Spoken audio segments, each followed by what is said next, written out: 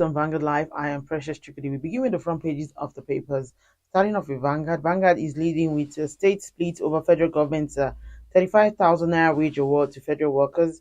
The writer says we'll key into federal government's template Enugu, Edo, Ondo, Ekiti, Kirby, Delta, Oyo, Adamawa, others to negotiate with workers. Federal government can't dictate to us what to pay, and that's coming from Niger government. Terrorists abduct five varsity students in Katsina, one suspect arrested. Page 9, the federal government issues a 2 weeks timeline for passport processing, clears over 204,000 backlog. On page 8, Presidency, Atiku disagree over certificate Tinubu submitted to INEC. On page 6, 22 drowners, both capsized in Niger, 6 bodies recovered. On page 9, the Senate screens confirms 3 additional ministers for Tinubu as Lawal slumps.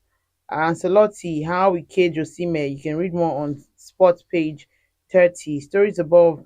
World Bank paints gloomy picture of growth in Nigeria. Others. Mohbad, court remands Naira Marley, Sam Larry, 2 others. Court martial declares a major general guilty of $1.476 million theft. CJN to judges, we must rise above temptation trials. All right, let's take a look at the Guardian newspaper. The Guardian is leading with crisis loom universities over max exodus of lecturers, breakdown of IP salary payment based on Konwa's 2 of 2019 report. On page 3, we have a beware of landmines. The CGN Ariwola warns new federal high court judges. Government abducts 5 female undergraduates in Katsina. Economy bites harder as subscription to telecom service drops. Tinubu and political option for Nnamdi Kanu. Tragedy in Senate as journalist dies. Ministerial nominee slumps during screening. 62-year-old Benin socialite backs 12 years in jail for human trafficking. All right, let's take a look at the Punch newspaper. The Punch is leading with economic crisis. State borrow 46 billion naira from banks to pay salaries. The writer says Access Fidelity Zenith lent state 46 billion naira in 6 months as governors battle poor IGR. Fiscal Responsibility Commission issue guidelines to bank on lending to states, MDAs. And of course, a judgment based on constitution, not public opinion, CJN. We can see a photo story showing that. 5 Katsina varsity students kidnapped, police nabbed informant. Teacher's car crushes pupil to death in Lagos school. Ministerial nominee faints. Journalists die in National Assembly shuttle. Stories above. Naira among Africa's worst currency falls by 40%. That's coming from World Bank. Federal government to convert 10 million PMS vehicles to CNG. And lastly, on the front page of the Punch newspaper, Chicago Varsity vindicates Tinubu. Presidency insists Atiku files documents today. And that's all we can take on the front pages of the papers. Join us after the break. We'll be right back.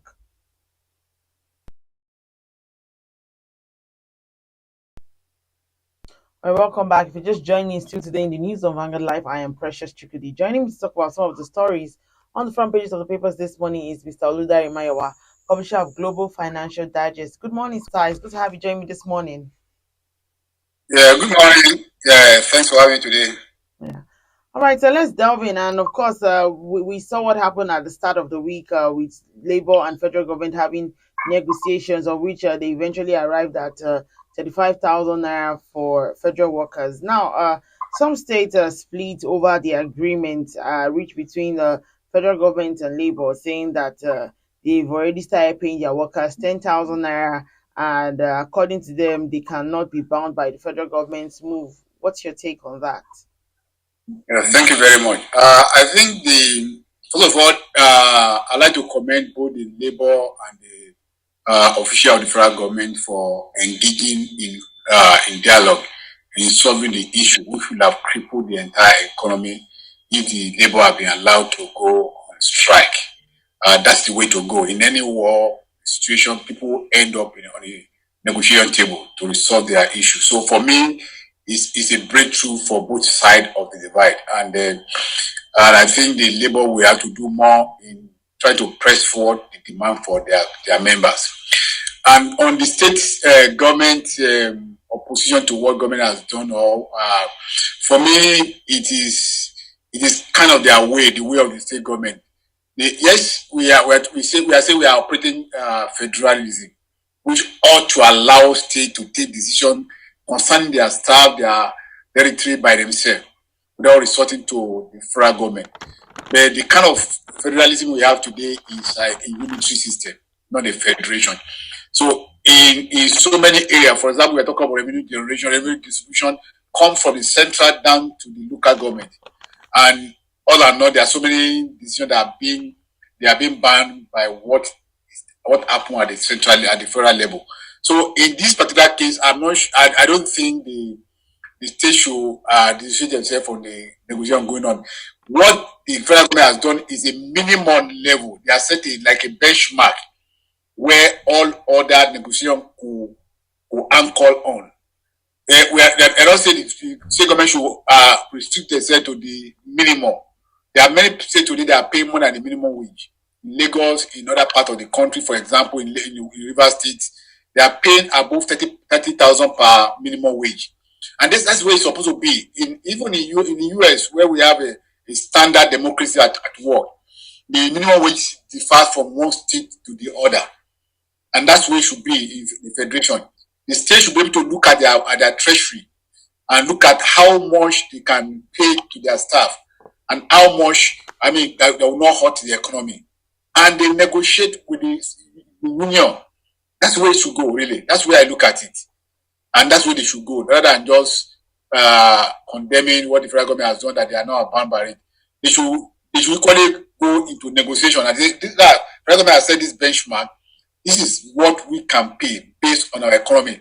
And don't forget, most of the state government have been receiving more revenue from the federation account in the last 3 months than ever before. So you should be able to have money to actually, all hands must be on deck to actually resolve the economic crisis in the country today. All right. In the fight for wage increase, how does this extend to the private sector? Knowing fully well that the private sector is also being affected by, the removal of fuel subsidy and all of that. How does it extend to them? Yeah, it's like I said, it's a benchmark. Minimum wage is a benchmark in any territory, in any country. And the other sector, both private and governmental institutions, we have to anchor their negotiation on those minimum benchmark rates of 30%, 30,000 or thereafter. That's what they need to do. The only people that can be easily affected are the small scale enterprises that are just trying to grapple with the economic situation of this country. It might only have impact on them. That's why we can only enforce some of these things. With more business, we employ 1 or 2 people whose income revenues cannot carry such, where you could negotiate with the staff and they agree on what it can pay.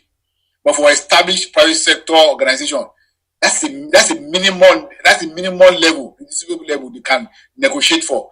They are expected to actually pay higher because you expect that they have more resources, they have more, their worker works more hours, and they invest so much time in the business, so they need to earn more than the public sector workers. That's the way it works, really.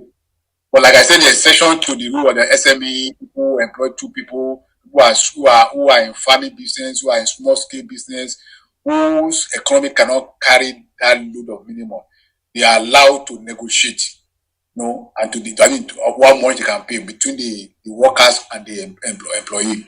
All right, moving on. Now, the president has refuted claims that the certificate President Bola Tinubu presented to INEC in order to run for the presidency in 2023 was forged. What's your take on the president's results saga? That's been like one of the top stories for this week. I've tried as much as possible to absent myself from this discourse all along, because it's a terrible thing that happened to our nation with a level we have never expected to get to as low as this. In a decent climb, by now the president should have submitted his resignation and apologized to the nation. What has happened? Yes, it has been established that he passed through the Chicago State University. He graduated from that university. There's no doubt about that one. But there are so many discrepancies. There are so many inconsistencies. In order, I read the deposition yesterday night, and I was shaking my head. There are so many inconsistencies from his transition from the Dale College to another kind of thing. The inconsistency in date of birth, the inconsistency in the gender, and other factor. And for example, the certificate is submitted to the INEC have been disputed, has been not originated from the school. Even though he has a claim that he lost his certificate during the ministry joint of Sonia Abacha. But the fact that the one is submitted to INEC did not come from this university is something that we need to be examining. What I said to that, I like why I've said myself from all the discussions that when this evidence is presented in court, then the lawyer, the legal mind will be able to share mind. Many people will be able to share mind on exactly what went down with our president's credential at the Chicago State University. What are the factors responsible for those inconsistencies? What do we call fraud when the certificate replacement certificate that he ought to have required from the school he attended? I mean, for me, when I read the position, there's no doubt that President Tinubu attended Chicago State University and he graduated from that university. But there are other factors around it, and that document that need to be clarified, that need to be made clear to people for us to really understand, get the clear picture of what the life, who our president truly is. Was he born 1954? Was he born 1952? These are things we need to clarify for the public to gain confidence in him. And those are things. Was he? What happened to the error? Was it an error or commission or omission when we have a female transiting from Yale University, college to Chicago State University? These are things that we need to understand. What happened to the certificate he presented to the INEC? Was it produced by him, or was it obtained for the university as a replacement? These are things that, of course, what the judge says was that it was not obtained from there. They cannot, so we need to get a clearer picture of this thing before we can actually deal with it, holistically, and come to conclusion. But in a preliminary that there are already consistency. I remember I read the story recently. A president of, I can't remember his name, a leader of a particular country who has a 51.5% rating rate of his people, and he still resigned because to him, yes, he's cleared the order, but yet he believes in him. He has not had the confidence of everybody in the country supporting his leadership, so he has to quit the job. There are moral issues that are involved in all this saga, which need to be very clear for us in our way forward. And for me, the part of morality is very clear for us to do. It's left for the president to choose. All right, moving on. Yesterday, we saw the Senate screened and approved the nomination of 3 additional ministers for the presidency, and of which one of the nominees, Balarabe Abbas Lawal, slumped during the exercise. Now, there are talks about the fact that when this kind of screening should happen, we should be having medical personnel. I mean, we saw how the Senate President Akpabio kept on shouting, "Give him water and sugar." What's your take on what happened yesterday, and also the screening exercise? Some people have said that it's like the usual, what they would always do: take a bow and go. Number one, we don't expect anything different from what you have been seeing all these years of democracy. Take a bow and go. There's nothing in this screening going on in the screening of so-called the minister. We have seen a case where the Senate, the DSS claimed they have screened the candidate, nominees, and ended up finding some discrepancies in their credentials. So I'm not seeing anything called screening this thing. It's just a formality for us to know how they pass through the Senate and they got their approval. It has become a formality, so to say. And secondly, I don't know the aim of the president. This is a country that is very broke, and we have about 51 ministers to administer the country. This minister will have their own retinue of special advisor, personal assistants, and the rest. In an economy that is broke, that cannot pay its debt and that came to have revenue challenges. I thought the president would have to really encourage the government to cut down on the cost of governance in this country and reduce the people. This country does not need for 50 ministers to run the affairs of this country. We don't need 2 ministers in the youth ministry. We don't need 2 ministers in other ministries. For God's sake, they are not the one running the ministry. We are the civil servants that are doing the work. So for me, I don't know what, maybe it's a compensation for political stooge and the rest. That for me is a call for concern for me in a country that is very broke, and we are expanding the expenditure of the government. And you can join that to all that been happening, the Iyaloja's fund and the rest. It shows that our government are not willing to conserve but to waste resources. And thirdly, on what happened to the ministerial nominee who flunked during the campaign, during the screening. Yes, in every situation is fought in such rigorous situation, we must have a medical personnel in around, even without screening. Even when the senators are meeting, they ought to have a clinic, a medical personnel around. I remember I went for a training some years back. Throughout the training, we have medical personnel standby outside. When we come in, you do your blood test, you do some check every morning before you go to the training hall. And when you come back, these are minimal requirement, because anything can happen. You don't know the state to the extent of people who are going into that training or who are going to the chamber and coming out. They must have that standby medical personnel who can handle such situation at that emergency period. And we need to take lesson from some of these things that happen around us. And beyond that, we need to learn to do things right in this country. Mm-hmm. All right, moving on. Sabo Yaba Chief Magistrate Court remanded Naira Marley and 3 others for alleged conspiracy in the murder of Mohbad. And also, the police has declared Prime Boy wanted in connection with the investigation into the death of Mohbad. What's your take, and what do you think about this case and the process? My opinion on that is that the Lagos State government should actually set up a panel of inquiry beyond the police investigation to this thing, where the police will submit their investigation to the panel, and when the panel will take evidences and a statement from people who have been mentioned, who are involved in this case. For me, that is the only way we can actually find justice for the dead artist. For me, many Nigerians don't really have that level of confidence in police investigations.